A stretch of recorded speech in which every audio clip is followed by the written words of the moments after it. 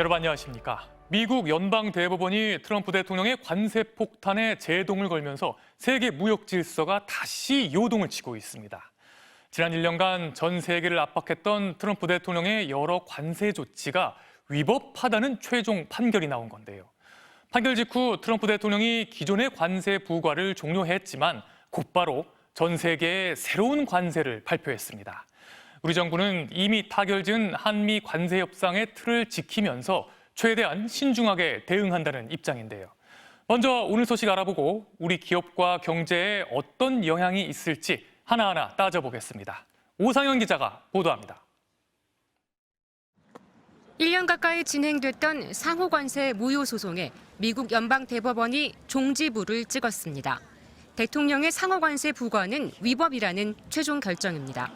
대법관 9명 중 6명이 대통령의 관세 부과 권한을 부정했는데 세금 부과 권한은 의회에만 있고 트럼프가 주장한 경제적 비상사태는 근거가 될 수 없다고 했습니다.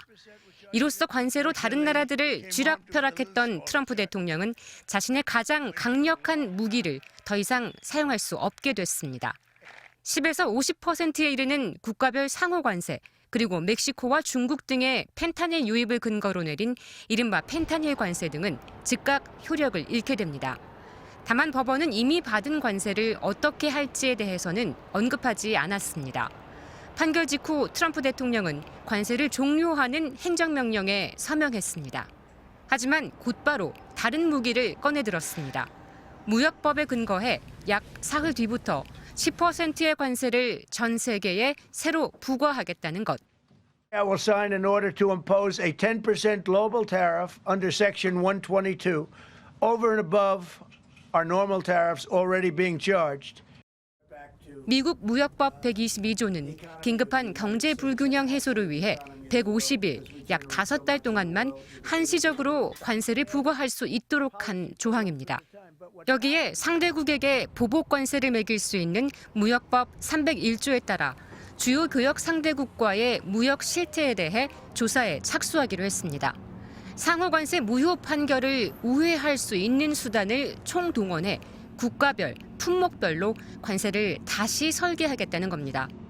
We'll invoke alternative legal authorities. We will be leveraging Section 232 and Section 301 tariff authorities.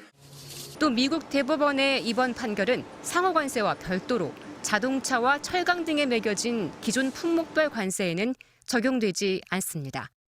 MBC 뉴스 오상현입니다. 이처럼 산불이 계속 나는 와중에 김인호 산림청장이 어젯밤 음주 교통사고를 냈습니다. 이재명 대통령은 보고를 받은 즉시 김 청장을 면직 처리했는데요.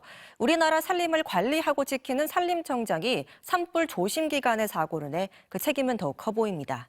김재경 기자의 보도입니다. 어젯밤 11시쯤 경기 정자동의 한 사거리. 파란 신호를 무시하고 돌진한 검은 차량을 깜짝 놀란 보행자가 간신히 피합니다. 해당 차량의 운전자는 알고 보니 김인호 산림청장이었습니다. 김 청장은 이후 버스 등 차량 2대를 잇따라 들이받았는데 현장에서 측정된 혈중 알코올 농도는 면허 정지 수준이었던 것으로 전해졌습니다. 이재명 대통령은 김 산림청장을 즉각 직권면직 처리했습니다. 청와대는 오늘 공지를 통해 이재명 대통령은 산림청장이 중대한 현행 법령 위반 행위를 해 물의를 야기한 사실을 확인했다며 각 부처 고위직들의 법령 위반 행위에 대해 엄중하게 처리할 방침이라고 밝혔습니다. 청와대 관계자는 오늘 오전 보고를 받은 이 대통령이 곧바로 직권면직을 단행했다며 음주운전 등 법령 위반에 예외 없는 무관용 원칙을 강조한 것이라고 설명했습니다. 취임 이후 지속적으로 공직사회 기강을 강조해왔던 이 대통령.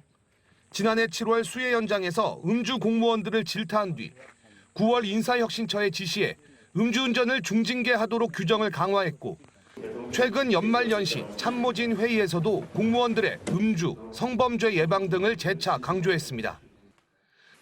사고 뭉치들은 좀 곤란해가지고 한번 걸리면 아주 엄정하게 책임을 반드시 물어야 됩니다. 그래야 조직의 기강이 살아요.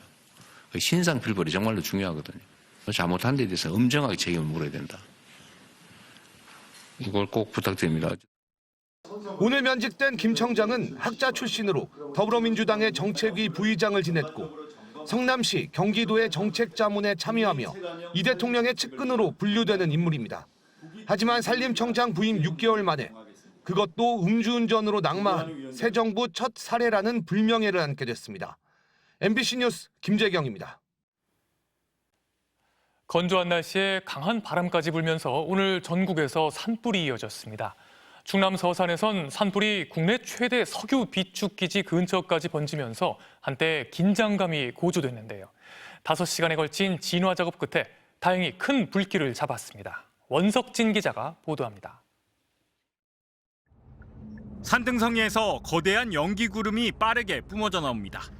능선이 잘 보이지 않을 정도입니다. 지상에서 공중에서 쉼없이 물을 뿌려대지만 역부족입니다. 오늘 낮 1시 반쯤 충남 서산시 대산읍 야산에서 불이 났습니다. 바짝 말라있던 대지 위로 초속 16m의 강풍이 불면서 불길의 위력은 곱절로 커졌습니다. 산불 발생 지역 지척엔 국내 최대 석유 비축기지가 있었습니다. 한때 불길이 기지 코앞까지 닿으면서 긴장감은 극에 달했습니다. 바람이 많이 불어가지고 막 그 불씨가 이쪽 정유공장 앞에까지 막 길로 날려가지고. 소방당국은 불길 확산을 막는 데 총력을 기울였습니다. 오후 4시쯤 대응 수위를 높인 뒤 소방차 등을 동원해 방어벽을 쳤으며 대용량포 방사 시스템까지 출동시켜 만일에 대비했습니다. 서산시는 일대 입산을 통제하고 주민들에게 대피하라고 안내했습니다. 헬기 19대와 260여 명을 투입한 끝에 5시간 만인 오후 6시 반쯤 큰 불이 잡혔습니다. 이번 산불은 밭에서 소각 작업 도중 발생한 불티가 옮겨 붙은 것으로 조사됐습니다. 소방당국은 야간에 불이 되살아날 가능성에 대비해 잔불 정리에 주력할 계획입니다. 주택가 뒷산에 헬기가 부지런히 물을 뿌립니다. 오늘 오후 3시 50분쯤 경남 창원시 의창구에 있는 야산에서 불이 났습니다. 소방당국은 관할 소방서 인력과 장비를 총동원해 1시간쯤 뒤 큰 불길을 제압했습니다. 경찰은 중학생이 불꽃놀이를 하다 불이 났다는 목격자 진술을 토대로 화재 경위를 조사하고 있습니다. MBC 뉴스 원석진입니다. 매년 명절이 지나면 고속도로 휴게소는 온갖 쓰레기로 몸살을 앓는데요. 집에서 가져온 유통기한이 지난 음식물 쓰레기부터 분류가 전혀 안 된 생활 쓰레기까지 직접 살펴보니 상상을 초월했습니다. 변혜주, 전효준 기자가 현장 취재했습니다. 경부고속도로 서울 방향 7곡 휴게소입니다. 연휴 동안 휴게소에 버려진 쓰레기가 산더미처럼 쌓였습니다. 안에는 무엇이 들었을까 뜯어봤습니다. 깨진 병에서는 참기름이 줄줄 흐르고 한 봉지에 담긴 우유 5개의 소비 기한 한참 지났습니다.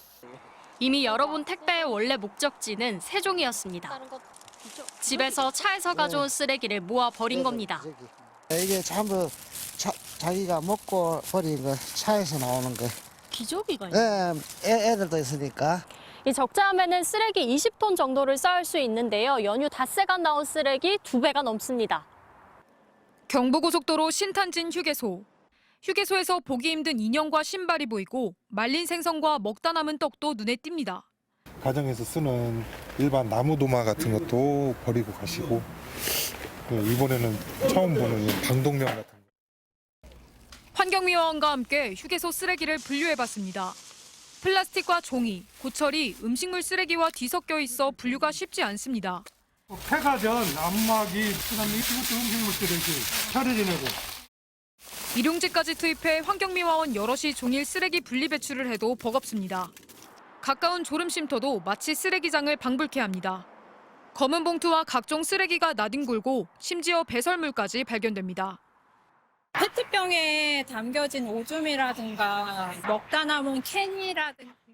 최근 5년 동안 설과 추석 연휴 기간에 전국 고속도로에서 수거된 쓰레기는 하루 평균 46.8톤으로 평소의 2배에 가깝습니다. 하지만 한국도로공사의 무단투기 단속에서 적발된 건 단 한 건도 없었습니다. MBC 뉴스 전유정입니다. 지난 19일 윤석열 전 대통령에 대한 직위원 재판부의 판결에는 내란의 가장 큰 피해자인 국민에 대한 언급이 없습니다. 온몸으로 계엄군을 막아내고 강추위 속에 대통령 탄핵을 외친 국민들 대신 피고인들의 고통을 여러 차례 언급해 역사의식이 부족하다는 지적도 나오고 있습니다. 구민지 기자입니다. 12.3 비상계엄을 선포한 뒤 국회에 계엄군을 투입했던 윤석열 전 대통령. 지규현 재판장은 윤 전 대통령에 대한 불리한 양형 사유로 군이 국회의사당 안으로 진입하려 하는 과정에서 국회 관계자들과 몸싸움을 벌였고 국회 기물이 파손됐으며 국회 관계자들이 부상을 입었다고 했습니다. 정작 내란의 피해자인 국민은 사실상 빠져 있었습니다. 대한민국의 정치적 위상이 떨어졌다.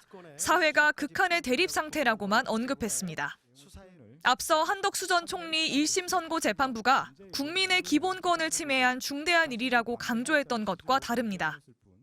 독재 정치라는 수렁에서 장기간 헤매 나오지 못하게 될 수 있었고 국민은 씻을 수 없는 상실감과 상처를 입게 되었습니다.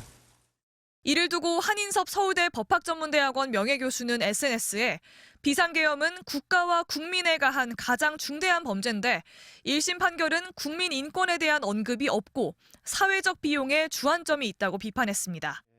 대신 재판부의 공감은 수사와 재판을 받는 인물들에게 쏠렸습니다. 무난하게 군생활이나 경찰 생활을 마무리할 수 있었던 다수의 공직자들이 모두 어마어마한 고통을 겪고 있다는 사정은 우리 사회에 큰 아픔이 될 것 같고 피고인에게 유죄를 선고하면서는 아쉽다고 표현했습니다. 그러나 아쉽지만 다음과 같은 사정에 비추어 보면 피고인 목현태에게도 집합범으로서의 내란죄가 인정된다고 볼 수밖에 없습니다. 계엄을 끝낸 건 내란 세력이 아닌 국민이었다는 사실도 내란 우두머리에 대한 첫 선고 요지에 담기지 않았습니다. MBC 뉴스 구민지입니다.